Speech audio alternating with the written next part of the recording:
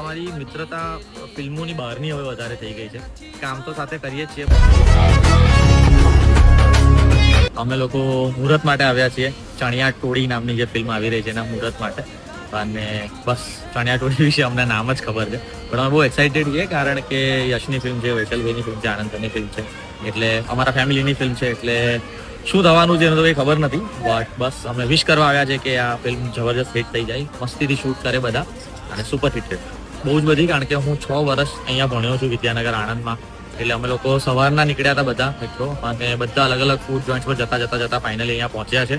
હવે વડોદરા જઈશું, સિવસર થઈશું અને પછી અમદાવાદ. એટલે દોસ્તારો યુઝ્યુઅલી એવું જ કરતા હોય, આપણે કોલેજ ટાઈમથી કે સ્કૂલ ટાઈમથી આપણા મિત્રો જોડે જ હોય. હવે પહોંચું એટલે એવું છે કે અમે બધા કામ પણ સાથે કરીએ છીએ, અને સાંજે ભેગા થવાનું હોય કે કોઈ ફંક્શન્સ હોય, મુહૂર્ત હોય, લગ્ન હોય, તો પેલી મજા આવે કે એક જ ગાડીમાં બધા જઈ રહ્યા છે, સાથે ટાઈમ સ્પેન્ડ કરી રહ્યા છે. અને અમારી મિત્રતા ફિલ્મોની બહારની હવે વધારે થઈ ગઈ છે.